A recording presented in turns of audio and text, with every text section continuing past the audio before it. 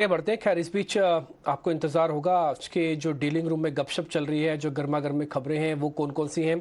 शरद मेरे सहयोगी मेरे साथ जुड़ रहे हैं, उनको जोड़ते हैं अपने साथ। शरद, पहले आप खबर बताएं, उससे पहले आपको ध्यान है आपने 2-3 दिन पहले एक टाटा केमिकल्स के शेयर के बारे में बताया था। आज मिस्टर भसीन भी यही बात कह रहे हैं कि टाटा केमिकल्स का शानदार चलता हुआ दिखेगा।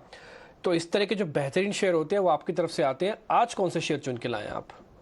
जी बिल्कुल, एक चीज़ और मैं ऐड करूंगा। 6 जनवरी को हमारी सेगमेंट में महिंद्रा सीआई ऑटोमोटिव्स ने भी हमने बात कही थी, और आज जो है दिन के ट्रेड में देखा जाए तो ऑल टाइम हाई लेवल्स पे है। और कल भी हमने केयर रेटिंग्स के बारे में बताए थे, और आज जो है 1% से ज़्यादा के पॉजिटिव टेरिटरी में ट्रेंड कर रही है स्टॉक्स। लेकिन कुछ दो स्टॉक्स है जो हमने डीलर से बात की है, एनालिस्ट से भी बात किया है, तो वहाँ पे दो स्टॉक्स आ रहे हैं। डिलीवरी सबसे पहला, यहाँ पे HNI सेलिंग देखने मिल रहा है, और वॉल्यूम्स देखें तो 9 टाइम्स उनके 20 दिन के एवरेज पे चल रही है। सबसे ज़्यादा वॉल्यूम मूवमेंट एक महीने में देखने मिले हैं। अब यहाँ पे जो एक्शन है, 1 बजे के बाद जो है इंपॉर्टेंट डील्स होने लगे, और लगभग 30 लाख शेयर्स जो है एक्सचेंज हुए हैंड्स के साथ। बायर्स और सेलर्स तो अभी नोन नहीं है, लेकिन इसकी सारी डिटेल जो है हम ले आएंगे आपके लिए।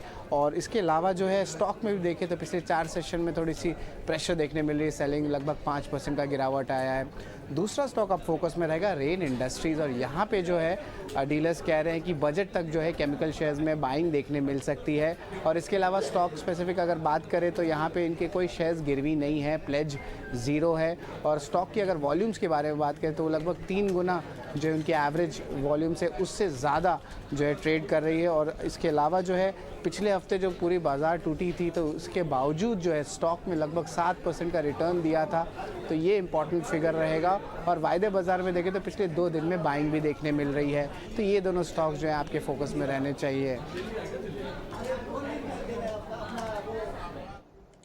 बिल्कुल, शुक्रिया आपका ये आज बताने के लिए। इसमें रेन इंडस्ट्रीज़ काफ़ी इंटरेस्टिंग लग रहा है जो अभी आप बता भी रहे हैं, और इसके बारे में कुछ इंपॉर्टेंट न्यूज़ फ्लो भी है।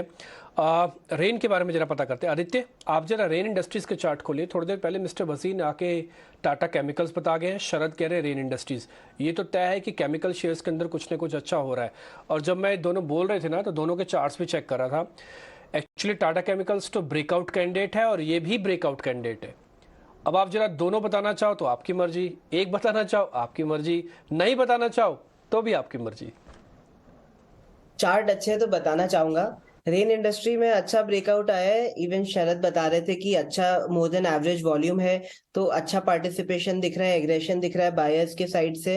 तो 183 184 पे अच्छा एक ब्रेकआउट जोन है, अनटिल एंड अनलेस ये 175 का सपोर्ट रिस्पेक्ट करता है, तो इसमें 20 रुपए जैसी मूवमेंट देखने को मिल सकती है। मतलब 195 200 जैसे लेवल देखने को मिल सकते हैं।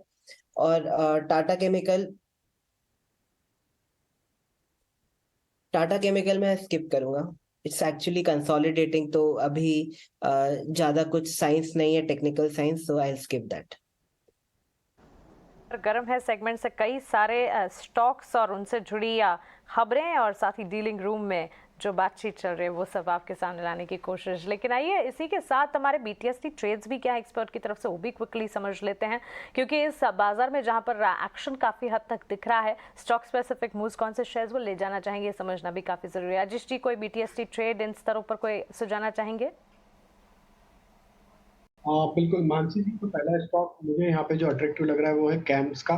कैम्स में देखें तो एक बड़े करेक्शन के बाद स्टॉक पिछले 4 वीक से एक रेंज में कंसोलिडेट करते हुए दिख रहा था, और आज इसमें एक ब्रेकआउट यहाँ पे डेली वीकली चार्ट पे आते हुए दिख रहे हैं। जिस तरीके के कैम्स के स्ट्रक्चर बने हैं, हमें लगता है ये स्टॉक एक अच्छा मोमेंटम यहाँ से कंटिन्यू करेगा। 2350 तक की अपसाइड हम एक्सपेक्ट कर रहे हैं इसमें ट्रेडिंग पॉइंट ऑफ व्यू से।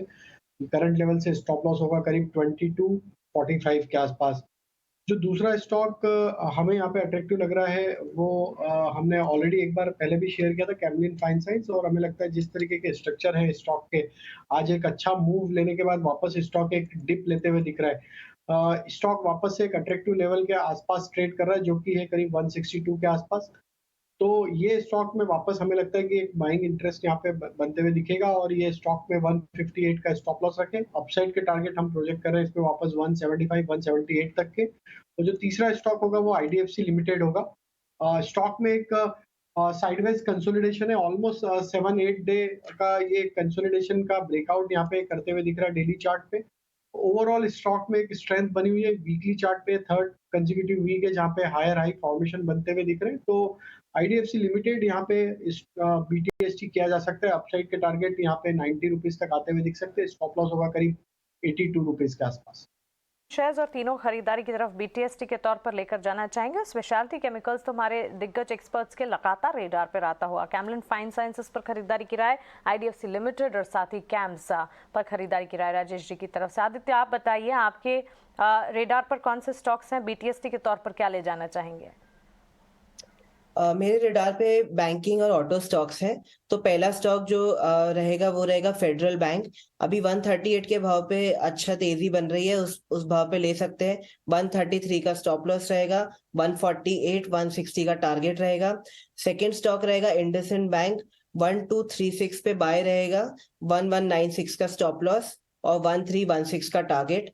और आयशर मोटर थर्ड स्टॉक रहेगा, 3180 पे बाय है, 3060 पे स्टॉप लॉस है, 3400 का टारगेट है। मैं मेरा स्टैंडर्ड डिस्क्लोजर बोलना चाहूंगा। आज जो भी राय मैं दे रहा हूँ वो आप अपने एक फाइनेंशियल एडवाइजर से राय लें और it should be taken with proper risk assessment.